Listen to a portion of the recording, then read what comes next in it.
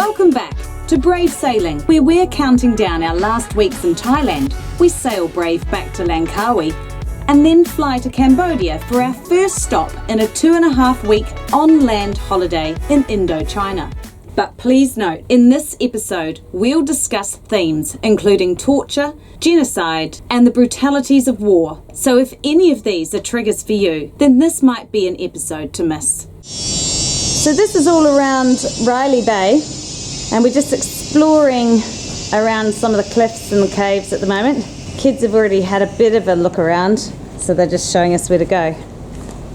But we've got a problem with our outboard at the moment, haven't we, Dave? Yeah, we do. The good old faithful got overheated while we were in Indonesia. A plastic bag went up against the leg and it stopped the cooling water going, and I couldn't see it. And so the poor engine overheated. And it has survived, but it's running at maybe 70% of its power. It's getting quite hot, and it's also idling really badly. It'll stop working as you're coming into a jetty, so we can't really have an unreliable engine like that. Options? Langkawi's duty free, so we're able to find a Yamaha Enduro, which is actually a really, really good model, for $3,700. So it's $3,200 without the electric start. So $3,200 for that kind of engine is outstanding. So what's the story with the starter kit then? Because they don't supply electric starts to that size engine in Malaysia. We have to put an aftermarket starter kit on, and as soon as we do that, the whole warranty for the engine is void. So we'll have to put it on the boat without the starter kit, run it to its warranty. I'll just have to tough it out for a 12-month period, or how long the warranty is for, because it's me actually that the starter kit is for, because I really struggled to start the 30-horse engine, and also really struggled to actually lift it because it's quite a heavy unit. So with the Enduro ordered to collect from Langkawi in a few weeks' time, we took in the sights of Riley Beach. This is not your normal thing you'd come to the beach to see, is it? No. Interesting.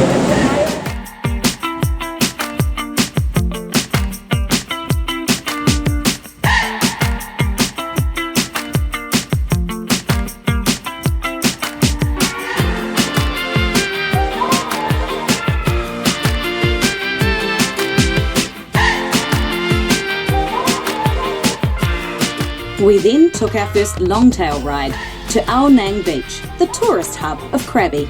We got up close and personal with snakes.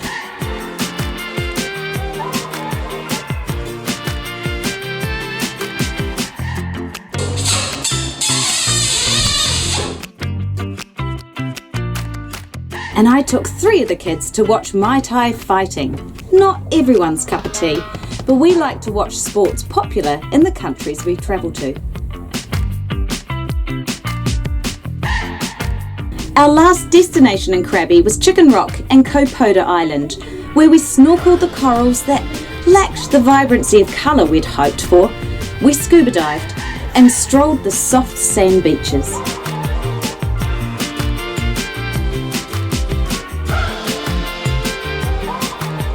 So yesterday we pulled into Koh Ratcha Yai. It's a really big diving area here in just south of Phuket. And just, it's chaos. There's boats coming and going, yachts, charter yachts, dive boats. I mean, they're just coming with people already in with dive tanks on, and they're just disgorging them off the back of their boats. It's really funny to watch, but it is a bit crazy here. There is some cordoned off areas where I guess the intention is for divers to be safe, but to be fair, there's divers and snorkelers everywhere. A couple over there in front of that boat. There's a snorkeler just here. He's not in a protected area. Then as I was filming this, a surface marker buoy popped to the surface right where vessels had been moving moments before. I opted to dive with fellow cruisers inside the designated areas, given that when we first anchored, 3 heads appeared at the surface at our stern, just as we were reversing to set our anchor.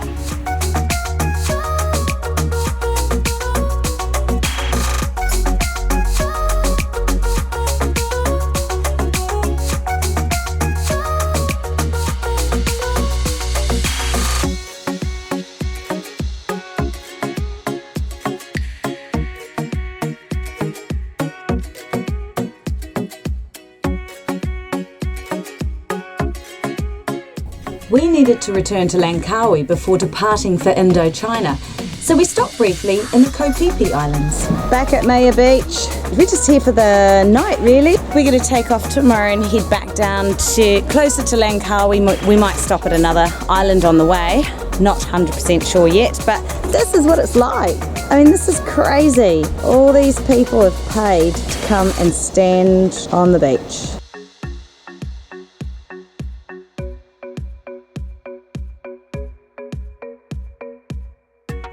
I just took over from Zephy just after lunch, and she just pointed out to me there was a couple of fishing boats in the distance, and she said, I've just turned it at 5 degrees just so we avoid the fishing boats. So a few minutes later I had to turn off another 5 degrees.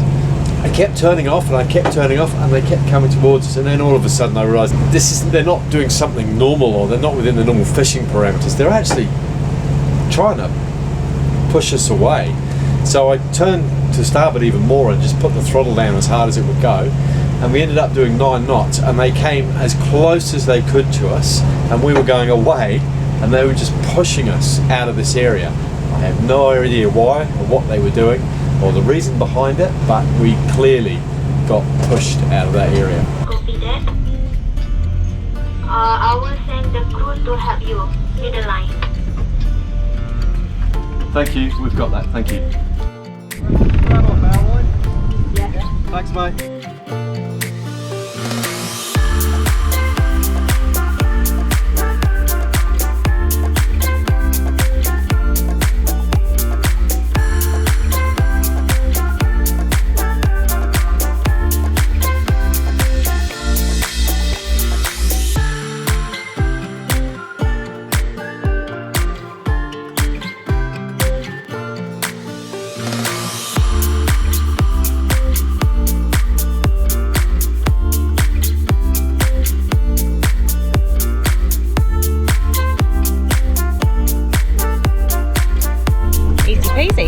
And we're off to Cambodia and Vietnam.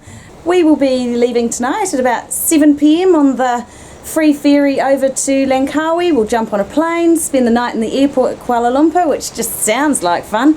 And then we will be catching our flight around lunchtime tomorrow to go to Cambodia. Alright, in Kuala Lumpur, in the airport, Terminal 2, looking for our flight to Phnom Penh, and already, it's what, 8 o'clock in the morning?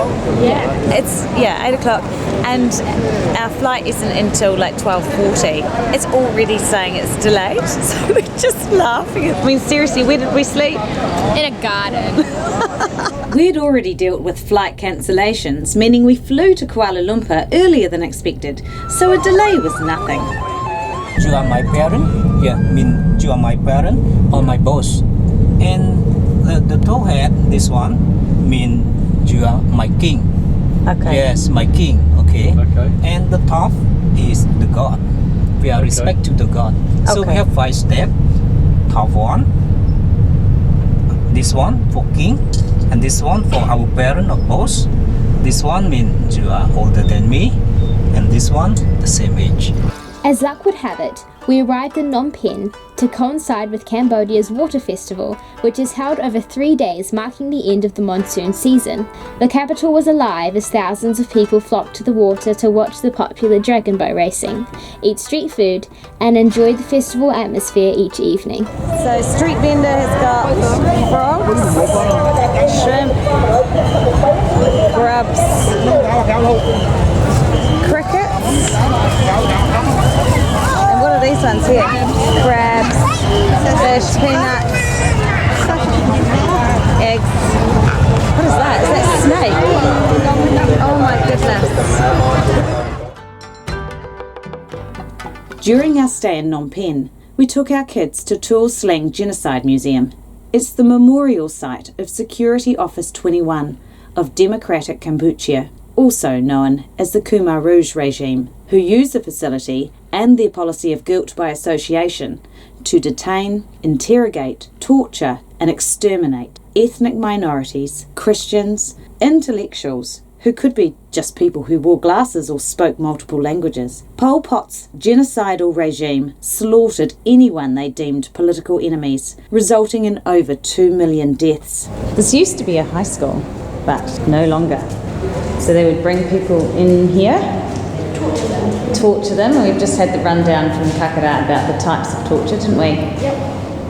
And stick burning cigarettes into your flesh. Well, that was one of the ways. I was just saying, I can't imagine these very soundproofed rooms. No. So everyone living here could hear what was going on. Each one of those little L's is a cell. Cracky. It's funny, what do you think, Picky? Very sad or gruesome. What do you think, Jay? This is horrible. Yes. This is about where they hung the keys for each one, so they've numbered them on the wall.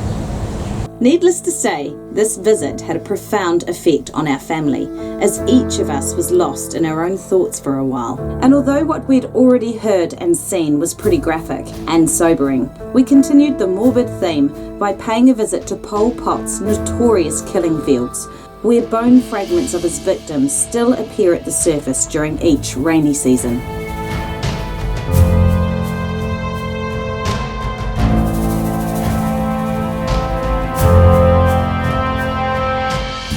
Next, we took a scenic bus ride through the Cambodian countryside to Siem Reap, where we discovered the architectural masterpiece of Ankor Wat Temple, the most famous temple in the area.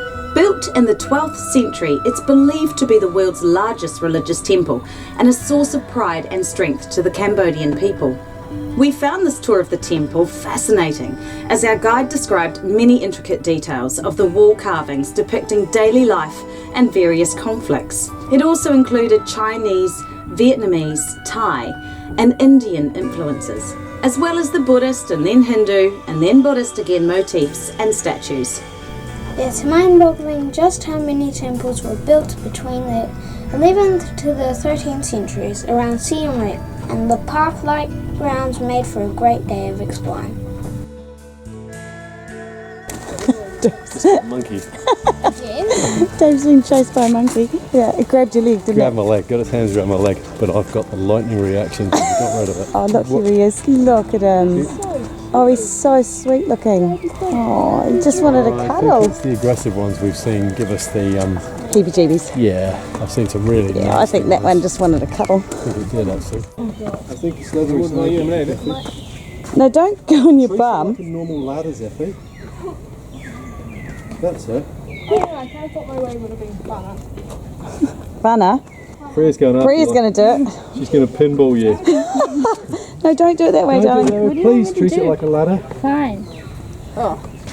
He's a little bit difficult to work out, but he is a sleeping Buddha because he's on his right-hand side. This was kind of built by the king as an afterthought, really, when this particular temple moved from Hinduism back to Buddhism. And he built, with all the stones that had fallen down already, he built this Buddha. Lastly, we stopped at Tau Pron of Tomb Raider fame. The temple was abandoned to the elements centuries ago. Tentacle-like roots are slowly strangling the surviving stones, creating an eerie ambience despite the glorious sunshine. A poignant reminder that while empires rise and fall, the righteous power of nature marches on.